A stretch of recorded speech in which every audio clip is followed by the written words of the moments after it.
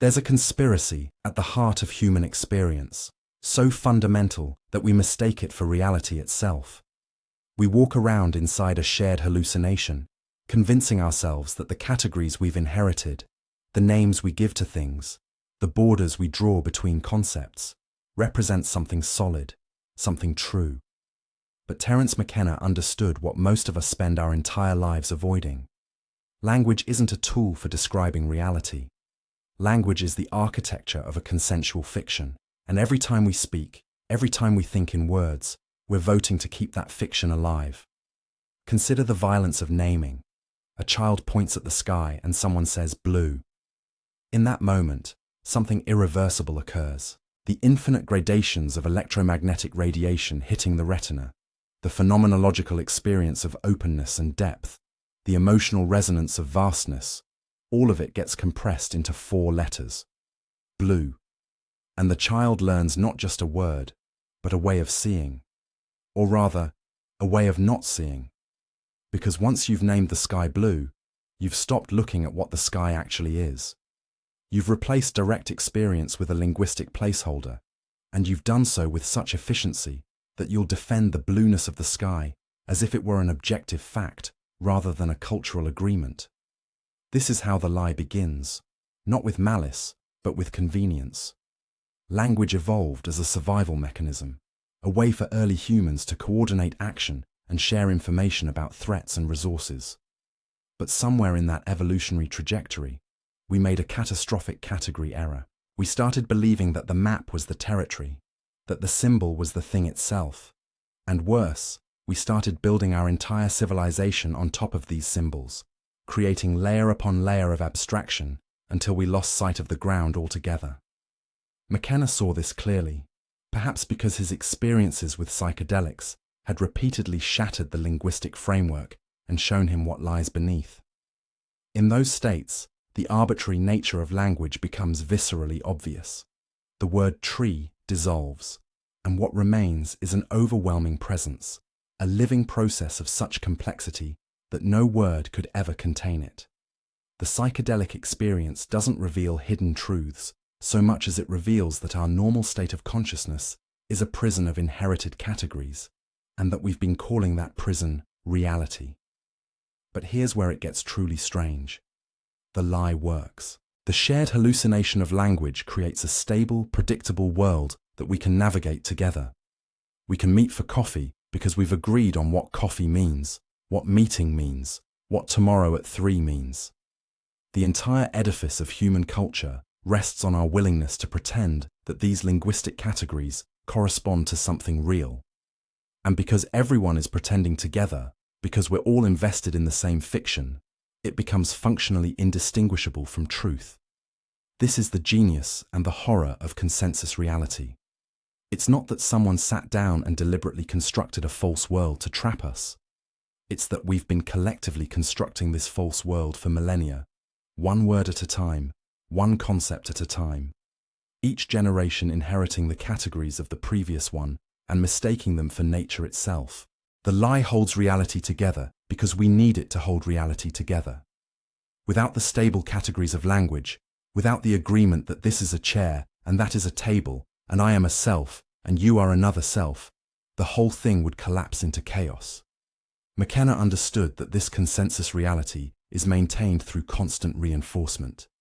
Every conversation, every news broadcast, every educational institution drilling children in proper definitions, all of it serves to strengthen the walls of the linguistic prison. We don't just learn language, we learn to see through language, to filter raw experience through linguistic categories so automatically that we forget we're filtering at all. And the more sophisticated our language becomes, the more elaborate the lie grows, until we're living several steps removed from anything we might call direct experience. Think about we've carved up the continuous surface of the earth into countries, states, cities, streets, and addresses. We've drawn borders that exist only as concepts, as agreements enforced by violence. Stand on the border between 2 countries and try to find the actual line. It's not there. It exists only in the shared hallucination, only in the maps and the laws and the guns that enforce those laws. But try to cross that imaginary line without permission, and you'll discover how real an imaginary thing can become when enough people agree to act as if it's real. McKenna saw that we're living in a kind of trance state, a collective hypnosis where the suggestions have been so deeply embedded that we can no longer distinguish them from reality. The culture is the hypnotist, and language is the induction. Every time we speak, we're reinforcing the trance. Every time the words fail, not because the experience was vague, but because it was too precise, too immediate, too real to be contained in the crude categories that language provides. But we can't abandon language. We can't step outside of it entirely, not while remaining functional in human society. And maybe that's not even desirable. The question McKenna posed, sometimes explicitly and sometimes implicitly, was whether we could learn to hold language lightly, to recognize it as a tool rather than a truth, to see through the lie while still playing along with it. Because the alternative, truly believing that our linguistic categories correspond to reality, is a kind of death, a foreclosure of the possible, a commitment to living in a second-hand world of symbols rather than the overwhelming presence of what actually is. The architecture of the lie is more subtle than simple deception. It operates through what we might call ontological assumption, the unstated premise that things exist as discrete, separate entities because we have separate words for them. This is perhaps the deepest level at which language constructs reality, and it's virtually invisible to us because it's so foundational to how we think. We have a word for mountain and a word for valley, so we assume these are two different things rather than aspects of a continuous geological process. We have a word for wave and a word for ocean, so we lose sight of the fact that the wave is the ocean, just momentarily expressing itself in a particular form. McKenna often pointed to indigenous languages that work differently, that don't carve up reality into neat categories of nouns, but instead emphasize verbs, processes, relationships. These languages, he suggested, might be closer to what's actually happening. Not a world of things, but a world of happenings, of ongoing transformations. In English, we say, "It is raining," which posits some mysterious it that performs the action of raining. Other languages might say simply, "raining," or use a form that emphasizes the process itself without needing a subject. This isn't just a grammatical quirk. It reflects and reinforces a fundamentally different way of experiencing reality. But we're stuck with English, or French, or Mandarin, or whatever linguistic framework we inherited. And these languages come loaded with metaphysical assumptions that we absorb before we're old enough to question them. Subject-verb-object sentence structure trains us to see the world as a collection of actors performing actions on objects. This seems natural to us, inevitable even, but it's actually a specific way of passing experience that creates and reinforces the illusion of separate selves acting on a separate world.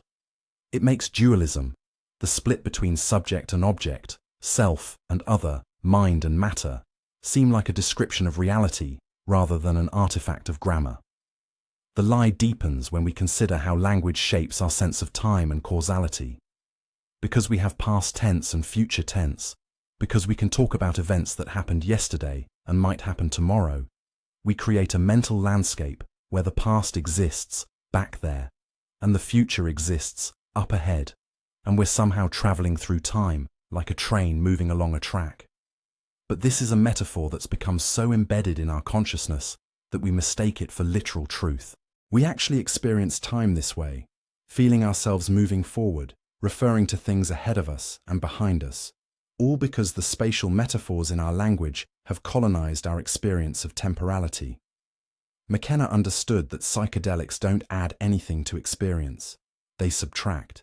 Specifically, they subtract the linguistic overlay, the constant narration, the automatic categorization, and what remains isn't chaos or meaninglessness, but a kind of hypersanity, a direct apprehension of what's happening before language gets its hands on it and starts organizing everything into familiar categories. People report that objects lose their names and suddenly become present in a way they never were before. A face stops being face and becomes an impossible landscape of textures, movements, expressions, each moment completely unique and unrepeatable. The linguistic category, face, which allowed you to glance at someone and immediately classify what you were seeing, turns out to have been blocking actual perception. This is what makes the lie so effective. It's protective. Unmediated reality is overwhelming. The sheer amount of information hitting our senses at every moment would paralyze us if we had to process it all consciously. Language gives us a shortcut, a way to reduce the blooming, buzzing confusion to manageable categories. See something brown and furry with 4 legs. That's a dog. You don't need to take in all the particulars. The category tells you what you need to know. Is it dangerous? Does it serve a function? Can you ignore it? Language lets us navigate the world without drowning in information. But the cost of this efficiency is that we stop seeing.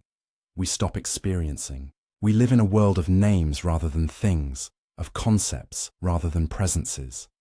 And this suits the culture just fine, because people who are experiencing reality directly are very difficult to control. They're not following the script. They're not accepting the definitions. They're not participating in the shared hallucination with sufficient enthusiasm. Every authoritarian regime understands this instinctively, which is why they're so concerned with controlling language, with determining what can and cannot be said, what can and cannot be named. Orwell understood this with his concept of newspeak. Limit the language, and you limit what people can think, what they can experience, what they can even conceive of as possible. McKenna saw Western civilization as particularly invested in the linguistic construction of reality because it's built on logos, the word, the rational principle, the idea that reality can be captured in language and logic. The Greek philosophical tradition that underlies our culture is fundamentally logocentric. It privileges speech, rational discourse, and logical argumentation as the paths to truth. But what if truth isn't linguistic? What if reality is fundamentally non-verbal, and language is just a limited tool for certain kinds of coordination and communication, but has nothing to do with what's ultimately real? This is where McKenna's interest in the psychedelic experience becomes central to his philosophy. The mushroom, the ayahuasca, the DMT, these aren't escapes from reality, but escapes from the linguistic construction of reality. They're not adding hallucinations to our otherwise clear perception. They're removing the hallucination of language and letting raw experience flood in. And what floods in is so strange, so far beyond the categories we've inherited, that we can barely talk about it afterward. We're reduced to metaphor and paradox, to saying things like, I saw the sound, or I became everything, or time was a spatial dimension, phrases that sound like nonsense within normal linguistic categories, but are actually desperate attempts to gesture at experiences that our language was never designed to accommodate. The culture resists this, of course. The culture has to resist it, because widespread experiences of reality beyond language would destabilize the consensus. You can't run a civilization on mystical experience. You need people to show up at specific times, to follow instructions, to agree on what things mean. You need the shared hallucination to remain stable. This is why psychedelics are illegal in most places, why mystics are marginalized, why any experience that doesn't fit into approved categories is dismissed as delusion or mental illness. The culture protects itself by pathologizing anything that threatens the linguistic order. But McKenna noticed something interesting. The lie is starting to crack. Not everywhere, not all at once, but there are signs that the linguistic construction of reality is losing its grip.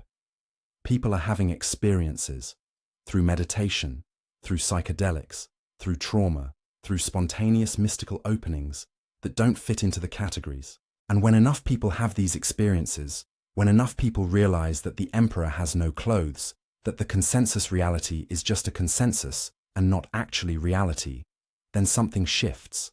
The culture starts to change, not because of political movements or social reforms, but because the underlying agreement about what's real starts to dissolve. This is both terrifying and liberating. Terrifying because we depend on the shared categories for basic coordination and communication. If we can't agree on what words mean, if everyone is having their own unique experience that can't be translated into common terms, then we lose the ability to function collectively. But it's liberating because the linguistic prison is just that, a prison. And the possibility of living in more direct contact with reality, of experiencing the world before language gets its organizing hands on it, is the possibility of a kind of freedom we can barely imagine from inside the current consensus. McKenna wasn't advocating for the complete abandonment of language. He was too smart for that, too aware of language's utility. But he was advocating for a conscious relationship with language, for recognizing it as a tool we've built rather than a transparent window onto reality. And he was suggesting that we need to periodically step outside the linguistic framework, to remind ourselves that the map is not the territory, that the words are not the things, that the shared hallucination is just that, shared, and a hallucination. The mechanism by which language maintains the lie is education, but not in the obvious sense of classroom instruction. The real education happens pre-verbally, in infancy, when we're first learning to coordinate our vocalizations with approved objects and actions. The child babbles, the parent responds with recognition and encouragement when the babble approximates a word, and gradually the child learns that certain sounds unlock certain responses. This seems innocent enough, even necessary. But what's actually happening is the installation of a control system, the embedding of categories that will shape all future experience. McKenna often spoke about how we're not so much taught language as we're forced to forget the pre-linguistic state.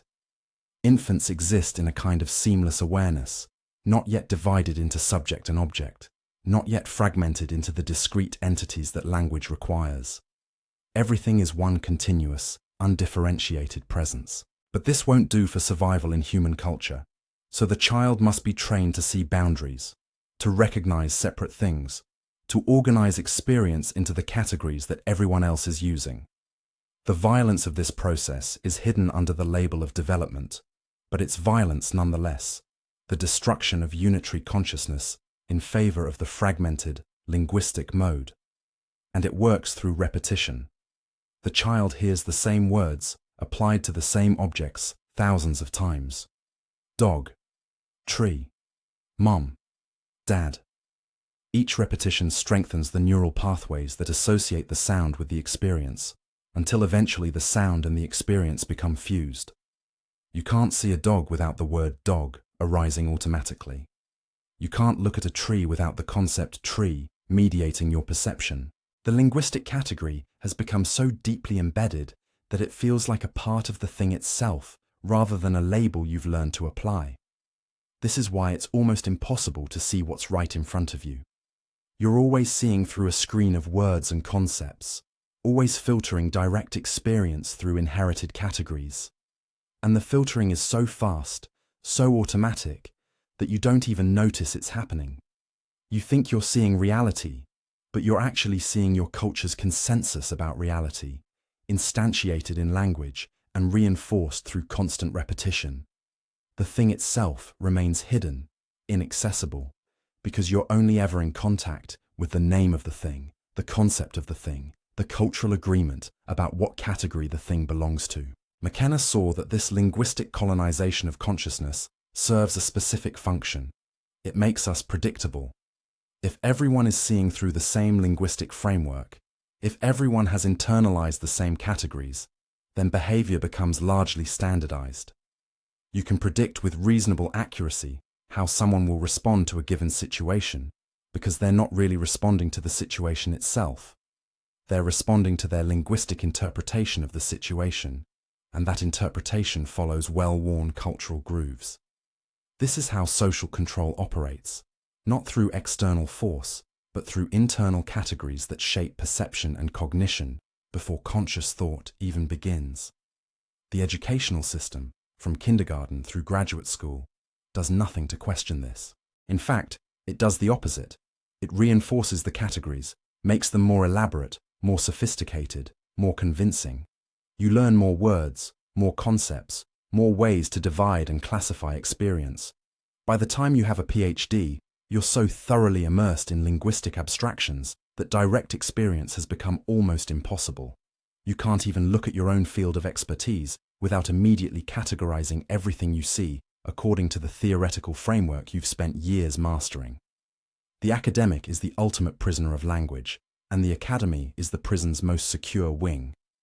But McKenna noticed that certain experiences crack the linguistic framework open, at least temporarily. Psychedelics do this most reliably, but so can meditation, sensory deprivation, extreme stress, near-death experiences, and spontaneous mystical openings. In these states, the automatic categorization stops functioning. Words lose their meaning, concepts dissolve, and what remains is raw experience, unfiltered and unmediated. And it's terrifying at first, because you've been depending on the linguistic framework to organize reality for your entire life. Without it, you're lost, overwhelmed, unable to make sense of what's happening. But if you can stay with it, if you can tolerate the dissolution of the categories you've been using to navigate reality, something else becomes possible. You start to see that the linguistic framework was a choice, not a given. That there are other ways to organize experience, or perhaps no need to organize it at all. That reality is vastly more complex and strange than the simplified models we've been taught to mistake for the thing itself. And this recognition, however brief, however hard to sustain, changes everything. You can't fully believe in the consensus reality anymore, because you've seen behind the curtain. You know that the categories are arbitrary, that the boundaries are artificial, that the whole thing is a construction we're maintaining through constant agreement. This is why the culture is so threatened by psychedelics. Not because they're dangerous to your health, the actual physical risks are minimal compared to alcohol or tobacco, but because they're dangerous to the consensus. They show people that the linguistic order is optional, that the categories we've inherited are not fixed features of reality, but contingent agreements that could be otherwise. And if enough people have this realization, the whole structure starts to wobble. Not collapse necessarily, but wobble, become uncertain, lose its absolute authority. McKenna saw this happening in the 1960s and predicted it would happen again. Waves of psychedelic use, waves of people stepping outside the linguistic framework and returning with reports that don't fit into approved categories.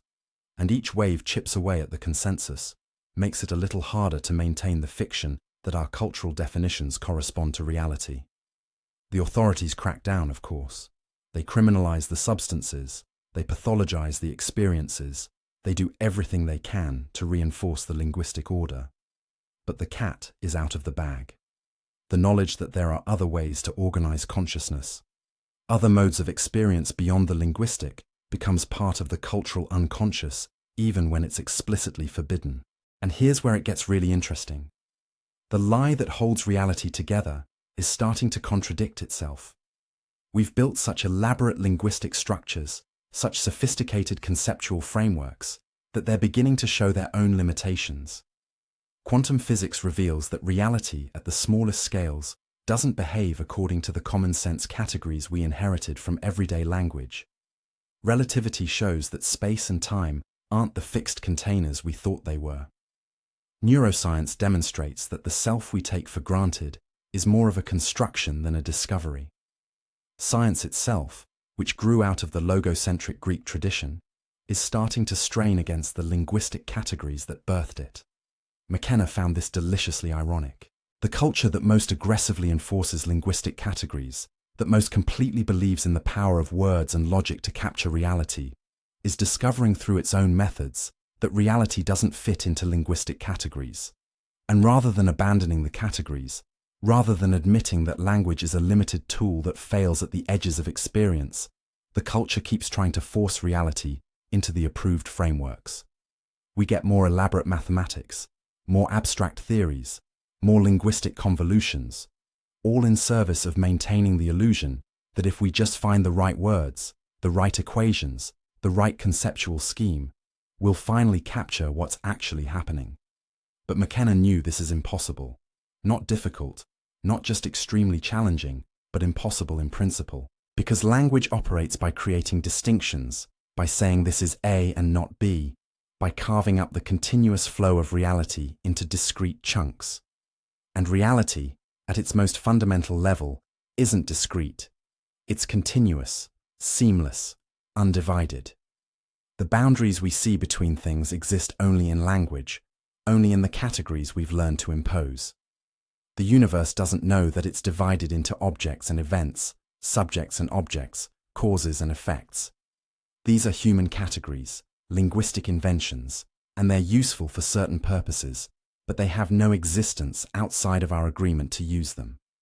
This is the ultimate secret that the lie obscures. There is no reality out there waiting to be described by language.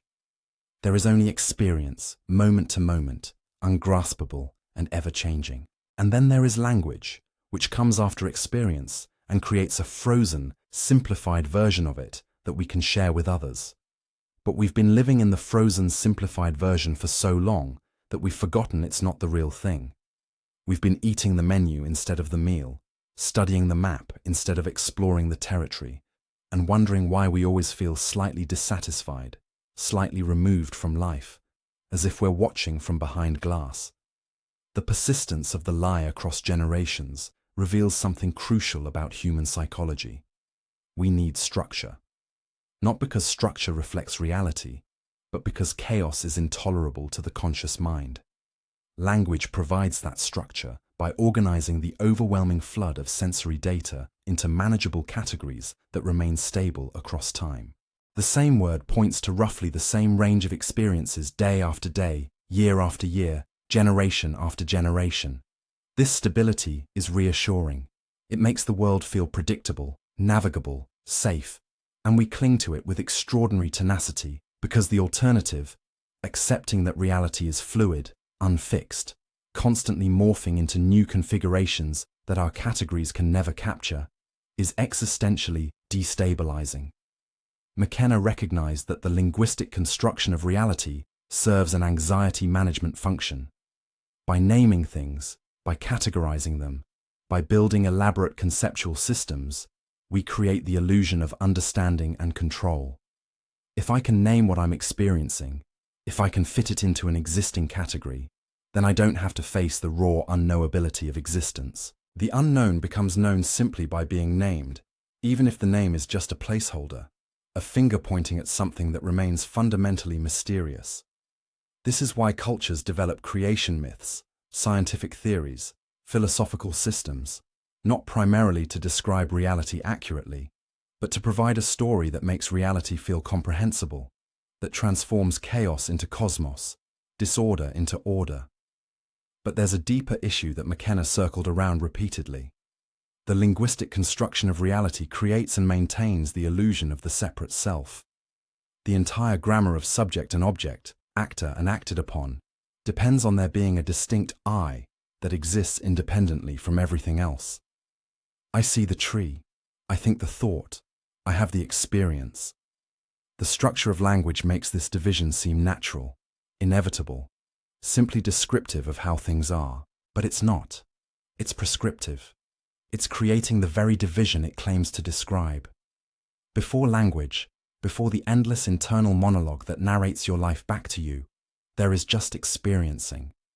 Not an experiencer having an experience, but experiencing itself, seamless, undivided, without a center.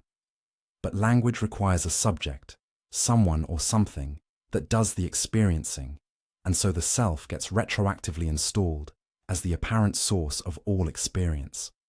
And once this fiction of the separate self is established, once language has created this ghost in the machine, it becomes the organizing principle of your entire life. Everything gets divided into me and not me, mine and not mine, things I want and things I want to avoid. The whole structure of desire and fear, of grasping and aversion, grows out of this linguistic fiction that there is a separate self that needs to be protected, satisfied, enhanced. McKenna saw that dissolving this fiction is the real purpose of the mystical path, whether through meditation or entheogens or spontaneous grace. The experience described as ego death, as enlightenment, as cosmic consciousness, whatever label gets applied, is fundamentally the recognition that the separate self was a construction all along, a useful fiction that took itself too seriously, a pronoun that mistook itself for a noun. And this recognition doesn't come through thinking, through more language, through better arguments. It comes through direct experience of what's here, when you stop narrating, when you stop categorizing, when you let the linguistic framework fall away and see what remains. And what remains is not nothing. It's not blank emptiness or mere absence. It's the fullness of being itself, no longer divided into experiencer and experienced, no longer fragmented by linguistic categories. It's what's always been here, what's here right now, but which gets obscured by the constant stream of words and concepts that we mistake for reality. The lie that holds reality together is also the lie that holds the self together, and they rise and fall as one. Break the linguistic spell, and the self reveals itself as just another word, another category, another convenient fiction that the culture needs you to believe in. This is why the culture's investment in language is also an investment in ego. The entire economic system, the entire political order, the entire social hierarchy depends on there being separate selves with separate interests who can compete, cooperate, make contracts, and accumulate property. If everyone realized that the boundaries between selves are as arbitrary as the boundaries between countries, the whole structure would lose its legitimacy. You can't motivate people to work for money if they don't feel like separate entities who need to acquire resources for their individual survival. You can't get them to follow laws if they don't feel like bounded selves who can be held accountable for their actions. The linguistic construction of the self is load-bearing for the entire civilizational project. McKenna understood that this is why genuine mystical experience is always somewhat subversive, always slightly dangerous to the established order. Not because mystics are trying to overthrow anything, but because they've seen through the fundamental lie on which the social order rests. They know that the self is a fiction, that the categories are arbitrary, that the consensus reality is just consensus and not reality. And you can't fully participate in the cultural game once you've had this recognition. You can go through the motions, you can play along to the extent necessary for survival, but there's always a sense of unreality to it now, a recognition that everyone is pretending and no one wants to admit it. But here's the paradox. You can't live without the lie either. Try to function in the world while maintaining constant awareness that the self is a fiction, and watch how quickly practical life becomes impossible. You can't make decisions without someone to make them. You can't pursue goals without someone to do the pursuing. You can't even have a conversation without accepting, at least provisionally, that you're one separate entity talking to another separate entity. The recognition that it's all a construction doesn't actually free you from participating in the construction. It just makes the participation conscious instead of automatic, ironic instead of earnest. McKenna's suggestion was that we need to oscillate between the two modes. Time spent within the linguistic framework, accepting the categories and playing by the rules, followed by time spent outside it, returning to the raw, unmediated experience of what is. The culture wants us to stay permanently inside the framework, to forget that there's any alternative, to believe completely in the reality of the categories. But that leads to a kind of death in life, a progressive disconnection from actual experience until you're living entirely in your head, in the conceptual realm, never quite present to what's actually happening. The psychedelic experience, the meditative experience, the mystical experience, these are reminders that there's something outside the linguistic prison, something more real than the consensus reality, something that can't be captured in words, but which is nonetheless the ground of everything. And this brings us to a crucial point about McKenna's philosophy. He wasn't anti-language or anti-rational. He was anti-linguistic imperialism, anti the idea that language is the only legitimate mode of knowing or the only valid form of experience. He loved words, was obviously gifted with them, used them brilliantly to gesture at what lies beyond them, but he never made the mistake of thinking that his words were capturing ultimate truth.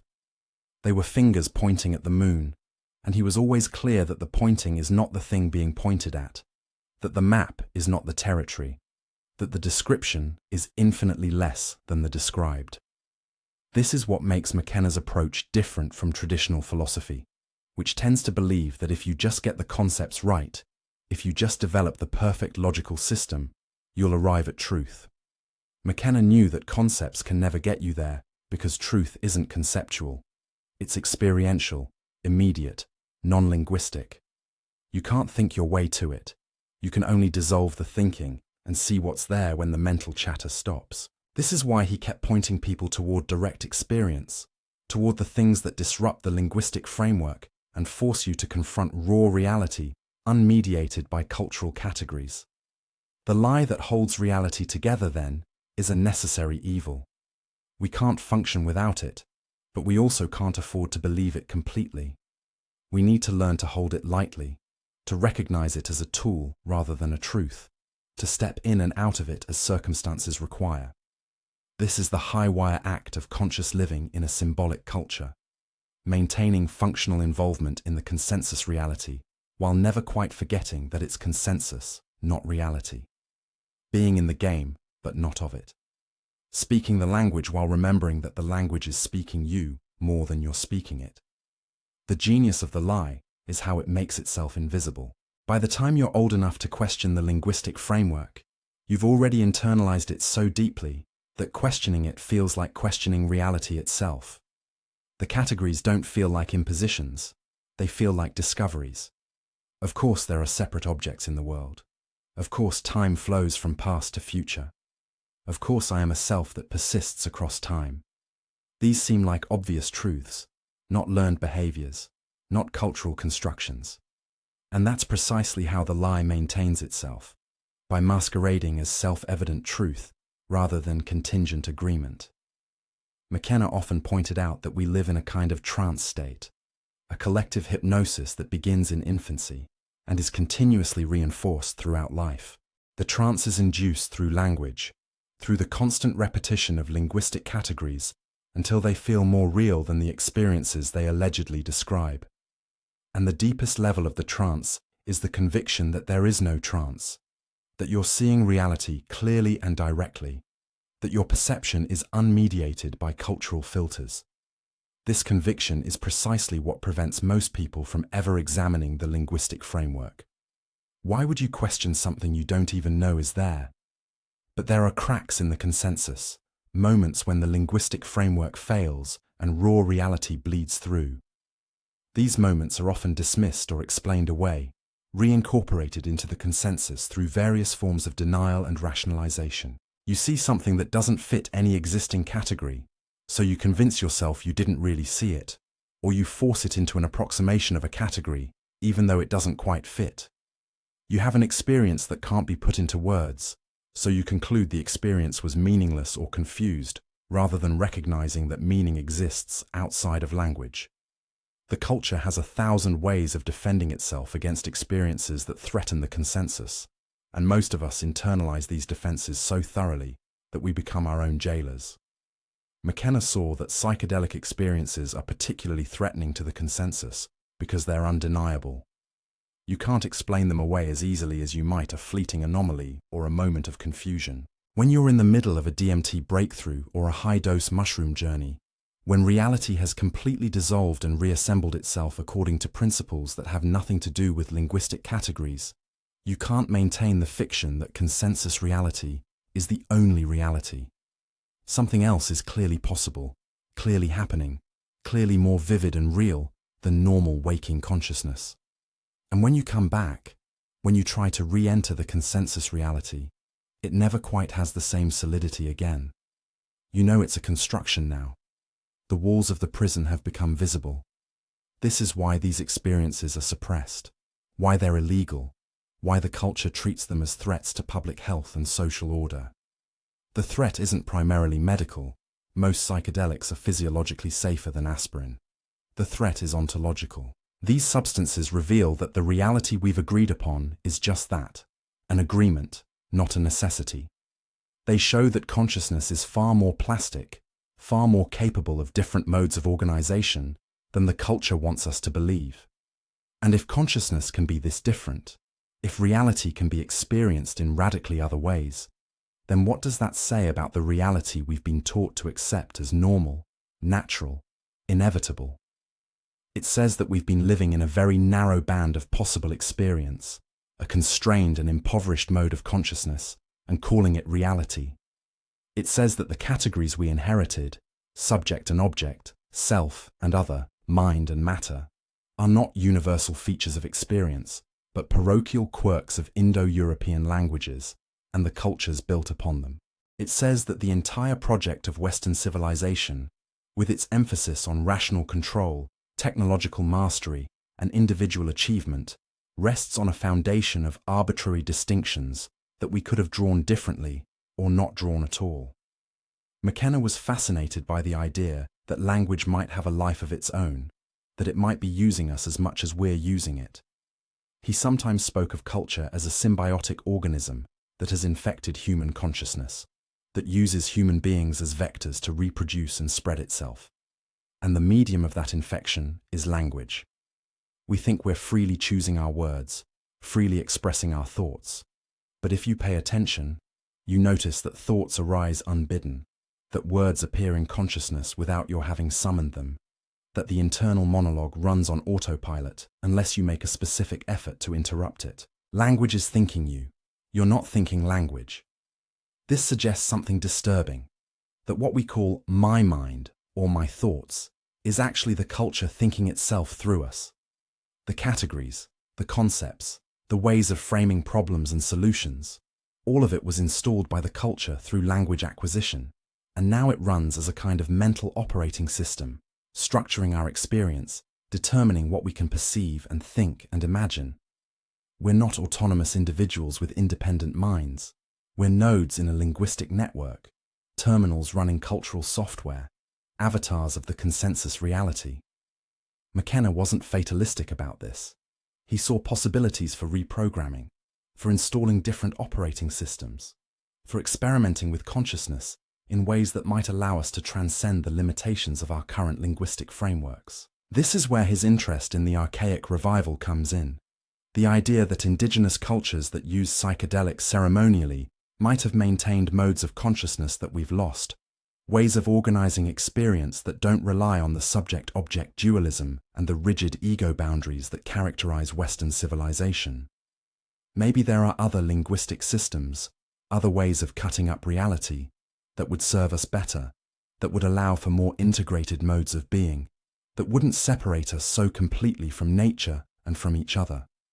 But he was also realistic about the difficulty of this project. You can't just decide to adopt a different linguistic framework. Language goes too deep. It structures perception and cognition at such a fundamental level that you can't simply choose to see differently. What you can do is interrupt the normal functioning of your linguistic operating system through various techniques: meditation, sensory deprivation, sleep deprivation, breath work, and especially psychedelics. In those moments of interruption, in those gaps in the linguistic matrix, you get glimpses of other possibilities, other modes of consciousness, other ways that experience could be organized. And these glimpses, however brief, can be enough to loosen the grip of the consensus, to make you realize that the reality you've been living in is just one option among many. The real question is what you do with that realization. Some people have the glimpse and then spend the rest of their lives trying to get back to it, chasing the experience, the state, the feeling of liberation from linguistic categories. McKenna warned against this. The point isn't to escape the consensus reality permanently. That way lies madness, or at least functional disability. The point is to develop what he called cognitive flexibility, the ability to move between different modes of consciousness, different ways of organizing experience, while recognizing that all of them are constructions, all of them are provisional, all of them are tools rather than truths. This is sophisticated stuff, much more sophisticated than the usual binary of reality versus illusion, or true self versus false self, that you get in pop spirituality. McKenna understood that it's constructions all the way down, that there's no ultimate ground where you finally arrive at the truth with a capital T. There are only different modes of organizing experience, different linguistic frameworks that highlight certain aspects of reality while obscuring others, different cultural consensus realities that work better or worse for different purposes. The trap is thinking that any one of these is the real reality, the final truth, the way things actually are. They're all partial, all limited, all constructed through agreement and reinforced through repetition. What this means practically is that you have to become comfortable with uncertainty, with not knowing, with holding multiple contradictory frameworks simultaneously, without needing to collapse them into a single coherent system. You have to learn to speak the language of consensus reality when you're buying groceries or filing taxes, while maintaining awareness that it's a language, not a description of ultimate truth. You have to be able to enter the mystical state where all categories dissolve, while also being able to return to categorical thinking when it's useful. This is the middle path that McKenna was gesturing toward, not permanent residence in either the linguistic or the pre-linguistic mode, but fluid movement between them, with full awareness that both are constructions, both are tools, and neither is reality itself. The ultimate irony, the final twist in McKenna's vision, is that language itself might be the tool through which we transcend language. Not by abandoning words entirely, that's neither possible nor desirable for creatures embedded in symbolic culture, but by using words so precisely, so self-consciously, that they reveal their own limitations and point beyond themselves. This is what poetry does, what koans do, what McKenna's own verbal pyrotechnics were attempting to do. Use language against itself, employ words to gesture at the wordless, speak about the unspeakable by acknowledging the impossibility of the task, even while undertaking it. McKenna's lectures were masterclasses in this technique. He would build elaborate conceptual structures, weaving together philosophy, science, mythology, and personal experience into complex narratives that seemed to be describing something. But then, just as you were getting comfortable, just as you thought you understood what he was saying, he would pull the rug out, remind you that language fails, that words are just noises, that the real action is happening in a dimension that can't be captured in any symbolic system. And then he would keep talking, because what else is there to do? We're linguistic creatures, cursed and blessed with the ability to make symbols, and we have to work with what we have, even while recognizing its limitations. The lie that holds reality together is starting to unravel, not because someone is actively dismantling it, but because it's reaching its own internal limits. The linguistic categories that served us well enough when we were hunter-gatherers, or even when we were building industrial civilization, are proving inadequate for the challenges we now face. Climate change, artificial intelligence, nuclear weapons, global pandemics. These are problems that can't be solved within the conventional frameworks of nation-states, individual actors, and linear causality. They require us to think in ways that our linguistic heritage didn't prepare us for, to see connections and interdependencies that subject-object grammar obscures, to recognize that the boundaries we've drawn between self and other, human and nature, present and future, are not just arbitrary, but actively counterproductive. McKenna saw this coming. He predicted that the rate of novelty, his term for the introduction of genuinely new forms and patterns into the world, would accelerate until it reached a kind of singularity, a point at which the old categories would completely break down, and we'd be forced to develop new ways of organizing consciousness and experience. He called this the transcendental object at the end of time, which is either a beautiful metaphor or a literal description, depending on how you interpret it. Either way, the idea is that we're moving toward a moment when the linguistic construction of reality can no longer contain what's actually happening, when the lie becomes so obvious that it can't be maintained anymore, and something else has to emerge. What that something else might be, nobody knows. McKenna certainly didn't claim to know, despite his speculations about machine elf dimensions and hyperspatial geometries, and all the rest of his visionary imagery. The point wasn't that his specific visions were literally true, how could they be, given that truth isn't a linguistic category, but that they were attempts to gesture at possibilities beyond our current frameworks, to imagine forms of consciousness and organization that don't depend on the subject-object split and the ego-driven model of reality that we've inherited. And this brings us back to where we started. The recognition that language is creating reality as much as describing it, that our words shape our world, that the categories we accept determine what we can perceive and think and imagine. But now we can add to this. The categories are changing. They have to change. The old linguistic framework is breaking down under the pressure of experiences it can't accommodate, problems it can't solve, possibilities it can't conceptualize. And in that breakdown, In that moment of crisis and confusion, when the consensus reality starts to wobble, there's an opportunity to construct something new, something better, something more adequate to the actual complexity of existence. But we have to be careful here. The temptation is to just build a new consensus reality, a new set of categories, a new linguistic framework that feels more expansive, or more spiritual, or more scientific than the old one, but which ultimately just replaces one prison with another. McKenna's warning was that any linguistic system will eventually become a prison if you forget that it's a construction, if you start believing that your categories correspond to reality rather than being useful fictions. The solution isn't a better lie, it's a conscious relationship with the lie, a recognition that we need linguistic categories for practical purposes, but that we can't afford to believe in them absolutely. This requires a kind of double consciousness, an ability to participate in the consensus reality while maintaining awareness of its constructed nature. You have to learn to speak multiple languages fluently, the language of science, the language of mysticism, the language of everyday practical life, while recognizing that each is just a language, just a way of organizing experience that highlights certain things and obscures others. And you have to be willing to drop all the languages periodically, to return to the pre-linguistic state, where there are no categories, no boundaries, no separate self, trying to understand a separate world. McKenna believed that psychedelics would play a crucial role in this transition, not because everyone needs to take them, but because they provide the most reliable technology we have for temporarily dissolving the linguistic framework and showing people that other modes of consciousness are possible. They're tools for loosening the grip of the consensus, for introducing doubt about the reality of our inherited categories, for opening up space where new possibilities can emerge. And as these experiences become more common, as more people have direct encounters with states of consciousness that don't fit into approved categories, the consensus itself will shift, will have to expand to accommodate what can no longer be denied or dismissed.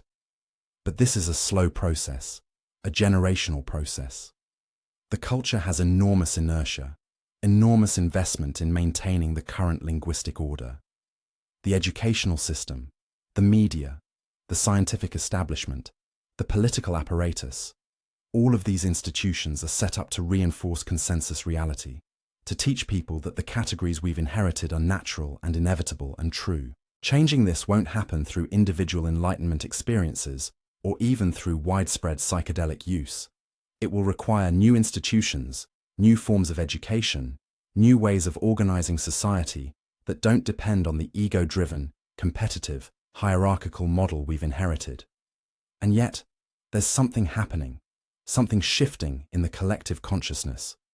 More people are questioning the consensus reality, not just on the fringes, but in mainstream culture. The simulation hypothesis, multiverse theories, panpsychism, theories of extended mind and embodied cognition, all of these are signs that the rigid boundaries between subject and object, mind and matter, self and world, are starting to blur even in academic discourse. The language is starting to strain against its own limitations, producing paradoxes and contradictions that can't be resolved within conventional frameworks. McKenna would have found this deeply encouraging, not because it means we're approaching some kind of utopian endpoint, but because it means the lie is becoming visible, the construction is showing its seams, the possibility of other ways of being is entering collective awareness.